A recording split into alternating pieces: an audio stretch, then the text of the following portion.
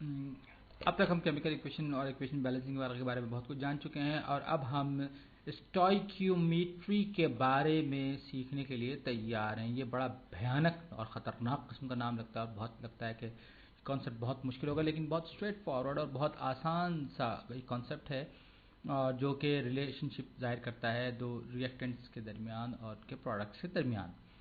तो ये डेफिनेशन मैंने विकिपीडिया से ली कि स्टोइकियोमेट्री दरअसल रिएक्टेंट्स और प्रोडक्ट्स के दरमियान एक ताल्लुक़ है, क्वांटिटेटिव रिलेशनशिप है जो कि बैलेंस्ड इक्वेशन के बाद होता है। सही, इसको ज़रा हम समझने की कोशिश करेंगे और हम इसकी कुछ एग्जांपल्स भी देखेंगे, लेकिन यहाँ पर रिएक्टेंट्स और प्रोडक्ट्स की जो बात हो रही है वो बात हो रही है उस सूरत में कि जब आपकी जो केमिकल इक्वेशन आपने लिखी है वो बैलेंस्ड हो। बैलेंस्ड इक्वेशन का होना बहुत ज़रूरी है और इक्वेशन बैलेंसिंग अभी हम पिछली वीडियो में सीख चुके हैं। तो अब हम आगे बढ़ेंगे और स्टोइकियोमेट्री के एक प्रॉब्लम को देखेंगे कि हमें इसे क्या करना है। फ़र्ज़ कीजिए मेरे पास आयरन ऑक्साइड Fe2O3 है, जिसमें के आयरन के 2 और ऑक्सीजन के 3 मॉलिक्यूल एटम्स हैं और उसके साथ एक एल्यूमिनियम है। और इस रिएक्शन के नतीजे में मेरे पास जो चीज़ बन रही है वो है एल्यूमिनियम ऑक्साइड और आयरन। तो अब सबसे पहले मैं इस इक्वेशन को बैलेंस करूंगा।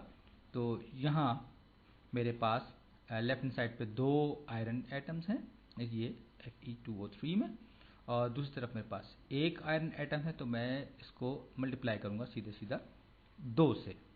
ये इसे मैंने मल्टीप्लाई किया 2 से। उसके बाद मेरे पास 3 ऑक्सीजन एटम्स हैं इस तरफ लेफ्ट हैंड साइड पर, राइट हैंड साइड पर मेरे पास 3 ऑक्सीजन एटम।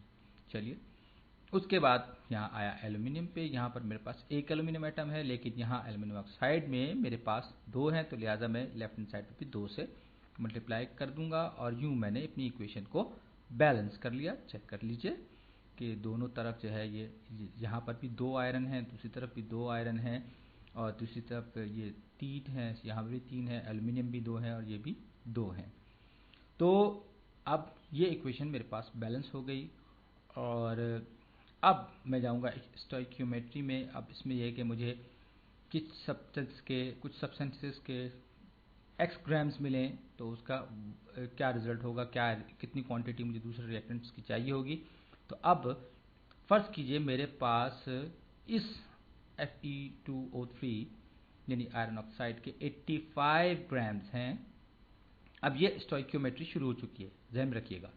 और यहाँ मेरे पास एल्यूमिनियम के कितनी क्वांटिटी, कितने ग्राम्स चाहिए होंगे कि जो इस आयरन ऑक्साइड के साथ रिएक्शन कर सकें वो सारे के सारे प्रोडक्ट्स बनाने के लिए।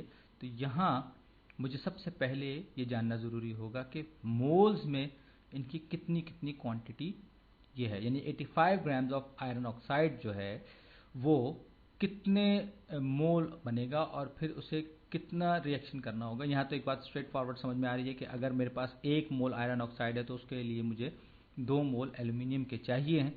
लेकिन सब उसके लिए अब मुझे ये मालूम करना होगा कि मैं ये जो 85 ग्राम्स लिखा हुआ है इसका मोल में मेरे पास क्या मतलब है। तो इसके लिए मैं सबसे पहले इस पूरे मॉलिक्यूल का मोलर मास मालूम करूंगा इन ग्राम्स। तो मैं आता हूं आयरन पे। तो आयरन Fe2O3, तो सबसे पहले आयरन पे आते हैं। आयरन का यहाँ पर आप देखिए कि एटॉमिक मास जो है ये जनाब अली ये 55.85, ये इसका एवरेज आउट एटॉमिक मास या एटॉमिक वेट है। तो यहाँ मैं अस्यूम करता हूँ कि ये 56 है और ये कोई ऐसा आयरन एटम है जिसमें कि टोटल न्यूट्रॉन और प्रोटॉन मिला के जो तादाद है वो 56 है। और दूसरी तरफ मेरे पास ये ऑक्सीजन है, इसके स्ट्रेट फॉरवर्ड बिल्कुल आसान 16 है। तो आयरन 56 का मतलब ये हुआ कि इस मॉलिक्यूल में मेरे पास 2 आयरन एटम है, तो 2 टाइम्स 56 प्लस ऑक्सीजन के 3 है तो ये हो जाएगा 3 टाइम्स 16। तो जिसे हम अपने जहनों में भी कर सकते हैं, लेकिन ये स्ट्रेट फॉरवर्ड मैथमेटिक्स का प्रॉब्लम है तो मैं कैलकुलेटर ऑन कर लेता हूँ। तो 2 टाइम्स 56 कितना हुआ, सॉरी 2 टाइम्स 56 कितना हुआ, ये हुआ 112 प्लस 3 टाइम्स 16 ये हुआ 48 और ये हो गया टोटल 160। सही है, चलिए देखिए 48 प्लस 112 160। ओके, तो जनाब अब हम चले, ये हमारे पास एक मॉलिक्यूल का जो मास है एटॉमिक मास यूनिट्स में वो है 160 एटॉमिक मास यूनिट्स। सही, लेकिन मुझे ये मोल में चाहिए यानी ग्राम्स में। तो एक मोल आयरन ऑक्साइड का कितना होगा, वो होगा जनाब Fe2O3 का ये होगा 160 ग्राम्स। एवोगाड्रोस नंबर याद कीजिए 6.02 × 10⁻23। और ये पूरा का पूरा इस एक मॉलिक्यूल का, अब मेरे पास यहाँ पर 85 ग्राम्स है, तो 85 ग्राम्स में कितने मोल होंगे, ये होंगे जनाब 85 डिवाइडेड बाय 160। तो इसको भी कैलकुलेट कर लेते हैं, 85 डिवाइडेड बाय 160, तो ये कितने 5.531 यानी कि 0.53 मोल्स ऑफ Fe2O3 यानी कि आयरन ऑक्साइड के मेरे पास इस वक्त जो 85 ग्राम्स हैं वो दरअसल 0.53 मोल्स ऑफ आयरन ऑक्साइड हैं। ये पूरा मोल भी नहीं है। अब ये देखिए ये 0.53 है, और अब मुझे क्या चाहिए, मुझे चाहिए कि हर एक मॉलिक्यूल आयरन ऑक्साइड का जब रिएक्ट करेगा तो वो 2 एल्यूमिनियम एटम्स के साथ रिएक्ट करेगा।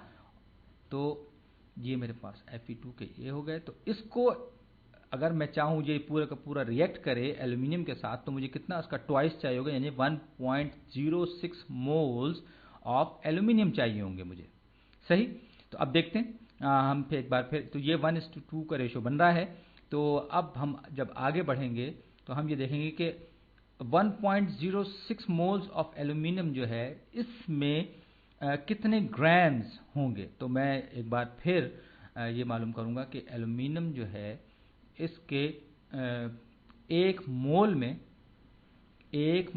इसके कितने ग्राम्स होंगे। तो मैं पहले गया एल्यूमिनियम पे, ये जनाब मैं आया यहाँ, ये एल्यूमिनियम जो है ये है 26.98 यानी मैं इसको अप्रॉक्सीमेट करके 27 मान सकता हूँ। तो इसका मतलब ये हुआ कि इसका एक जो एटम है वो 27 एटॉमिक मास यूनिट्स का है, और इसका एक मोल जो है वो 27 ग्राम्स का होगा। तो एक 1 मोल ऑफ एक एटम एल्यूमिनियम का 27 एटॉमिक मास यूनिट्स होगा, और एक मोल इसका जो है वो होगा 27 ग्राम्स। तो 1.06 मोल्स ऑफ एल्यूमिनियम का वेट ग्राम्स में कितना होगा। तो मैं इसको 1.06 मोल्स ऑफ एल्यूमिनियम ये बनेंगे 1.06 इंटू 27 ग्राम्स। इसको मैं मल्टीप्लाई करता हूँ 1.06 इंटू 27, ये हो गया जनाब मेरे पास 28.62। तो ये होंगे मेरे पास 28.62, यानी अगर मेरे पास 85 ग्राम्स ऑफ आयरन ऑक्साइड है, और तो मुझे उससे रिएक्ट करवाने के लिए मुझे चाहिए होगा 28.62 ग्राम्स ऑफ एल्यूमिनियम। तो इस तरह ये बैलेंस इक्वेशन के हिसाब से ये सारी की सारी क्वांटिटीज़ जो हैं वो इन रिलेशन होंगी और बिल्कुल सही होंगी। तो इस बारे में अभी हम मज़ीद बात करेंगे, लेकिन फ़र्ज़ कीजिए कि अगर मेरे पास एल्यूमिनियम की क्वांटिटी इतनी नहीं होती, कुछ कम होती जितनी कि अभी यहाँ लिखी, तो क्या होता, तो ये जो पूरा का पूरा आयरन ऑक्साइड है वो इस्तेमाल होने के बाद कुछ एल्यूमिनियम बचता। उस सूरत में हम कहते हैं कि जी ये जो एल्यूमिनियम है ये लिमिटिंग रिएजेंट है। और इसी तरीके से अगर ये आयरन 85 ग्राम से कम होता उसके रेशो के हिसाब से, तो वो लिमिटिंग रिएजेंट होता। बहरहाल ये लिमिटिंग रिएजेंट का कॉन्सेप्ट हम अगली वीडियो में डिस्कस करेंगे और इस पर हम डिटेल से एक एग्जांपल भी करेंगे। तो तब तक के लिए मैं आपसे इजाज़त चाहता हूँ। बस एक बात ध्यान में रखिएगा, अगली वीडियो जो है वो लिमिटिंग रिएजेंट के बारे में होगी। Thank you.